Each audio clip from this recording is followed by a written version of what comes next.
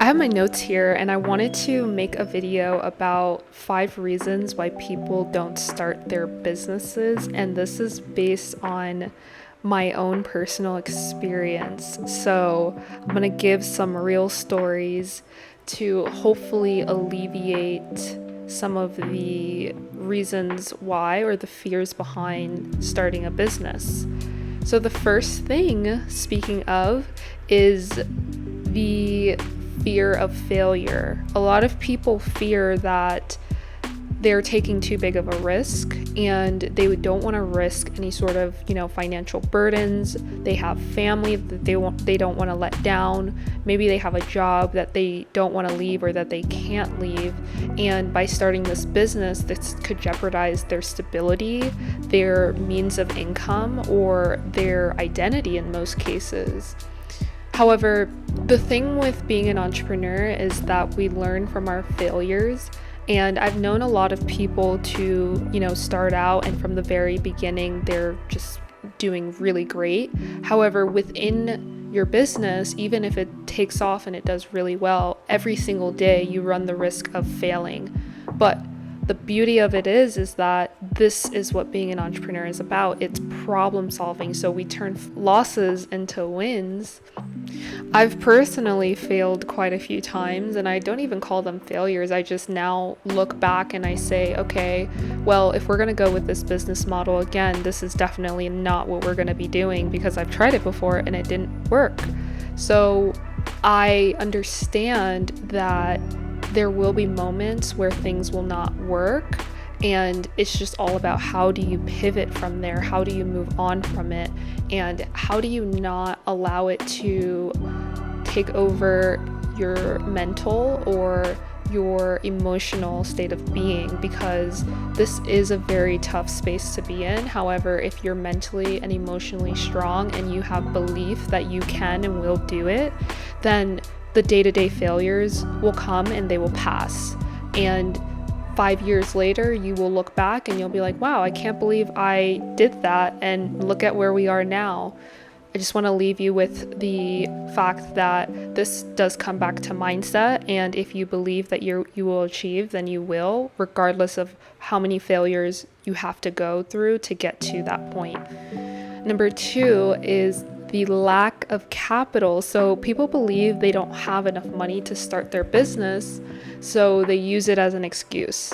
I'm telling you right now that out of all of the brands and the clients that I've worked with, 95% of them did not have capital to get started. They just had an idea and they went out and found the capital. So this looks like getting a loan from the bank, and I know this can be a little risky. However, with the right tools and with the right research or with the proper planning, you will be able to use this loan and launch a very successful business. There are grants, so a lot of grants are aimed towards nonprofits. However, if you do not have a nonprofit, there are still grants out there that you can apply to. It's not as hard as you would think to apply for a grant. Honestly, just use ChatGPT to write one for you, tweak it a little bit, and submit it to as many places as you can, because there's so much free money out there that people leave off on the table, especially if you're running a legitimate business. Friends and family, I personally was not fortunate enough to have these sort of investors. However, if you're someone who knows that there's a family member or a friend who believes in you and believes in your vision, it does not hurt to ask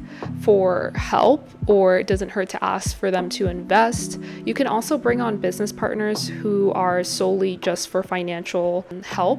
And I'm just rambling a bunch of ways that you can find the money because it's out there. And I made a video about synchronicities and how, for me personally, a lot of the times when I have an idea, the resources just tend to show up in whatever way that they do. And I'm not saying like they just fall into my lap. I actually do the work to find it. However, the part of like approval and applying and applications and that sort of thing, I did my part and I was able to receive the funding in those cases. Those are just a few ways that you can overcome that reason for not starting a business. Lack of capital, to me, should not be a reason to not start a business. especially in today's day and age where you can just begin posting on social media about your business idea. You don't even have to have a product or a service yet. If you just post about the concept, or if you are supposedly, for example, selling products in a specific niche area, you can begin sharing valuable information and building a community, building an audience, so that when you do launch a product, you have the available resources and customers waiting to purchase those products. Lack of time is number 3. This is a very real one, and from experience, I was working a campus job, and I was working a job off campus on my days where I didn't have class. And in between those 2 jobs, I was working on my business. Every Saturday morning, every Sunday morning, if I wasn't working, I was in a classroom, an empty classroom, with my business partners at the time, just coming up with so many ways as to how we can expand our business, how we can break into e-commerce, how can we begin selling products. And it was that dedication and that time that I spent outside of, my busy hours. It was me taking hold of that free time and making sure that I wasn't going to do anything else but work on my business. That is the type of dedication and the type of habits we have to create if we want to create time for ourselves, because a lack of time is basically how can we use the little free time that we do have, because we all have free time, whether it's an hour, whether it's 30 minutes, we all have free time. In that free time, what are you doing in order to progress towards your business? What are you doing to help elevate your mindset so that you can begin to see your time a little differently? That's one thing that I also did a lot of, was when I was driving to and from my job on campus all the way to my job off campus, which wasn't that far, but even in those moments when I was walking on campus or when I was in the gym, whatever the case was, I was listening to something that was going to help with the entrepreneurial mindset, or I was listening to something that was going to help me with the current business that I was working on at the time. I actually taught myself everything I know about e-commerce by watching YouTube videos, by the way. So it's all about how you choose to spend your time. I know we all have jobs, we have families, we have responsibilities, we have commitments outside of starting our business. However, you have to become disciplined in what you do with the free time that you do have, because Netflix is not it. Unless you're at a point where you have enough freedom or you need a break, because we do need breaks, Netflix should not be it. Scrolling through social media is not it, unless you're doing it for product research or for inspiration. At this point in time, if you really want to start your business, you need to lock in and remove a lot of the distractions. And like I said, become disciplined in how you spend your free time. Lack of expertise. This is number 4, and this goes back to another point that I mentioned. I taught myself everything on YouTube. I actually went to university for entrepreneurship, got 2 years in, and I realized that I don't need to be in school to learn to be an entrepreneur, because half of my teachers didn't even own businesses. And at the time, there were no textbooks that were really teaching entrepreneurship. So it was honestly a waste of time going to class. And it was actually more so for me because I started my first e-commerce consulting business my sophomore year in college. So I was having to choose between going to class or going to client meetings, and obviously I chose the meetings. Lack of expertise is no excuse. It took me less than a year to learn how to do Amazon FBA, and then it took me less than 6 months to get my first client after I launched my first brand.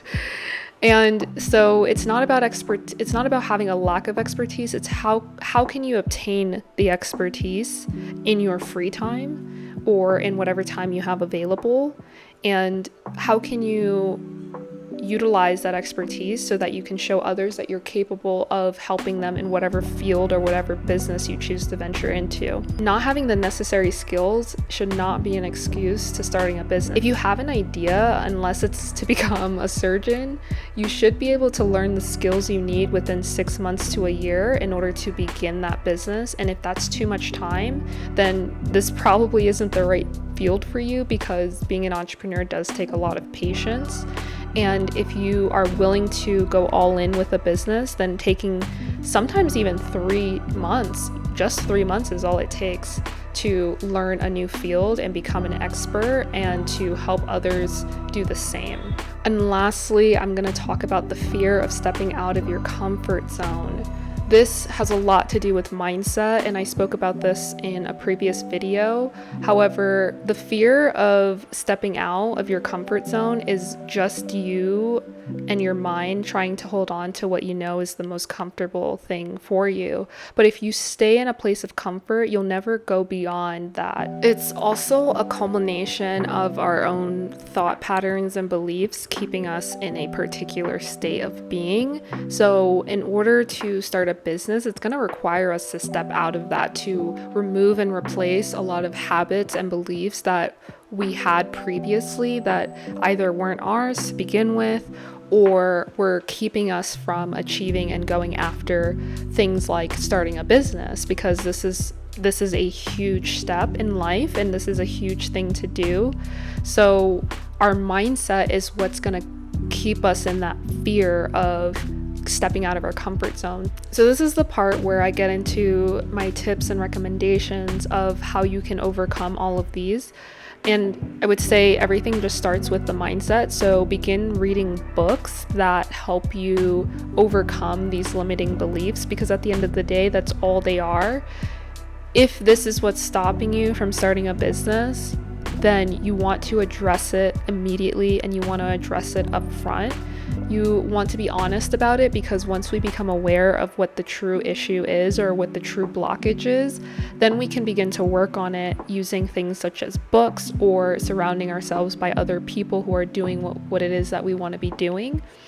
Another thing is just to do it and learn and grow as you go along, because that's how we're going to progress in this space, is by doing and learning and growing. I will also say that there are a lot of great resources here on YouTube. As I mentioned earlier in the video, I learned a lot of what I know from YouTube itself. I call it YouTube University.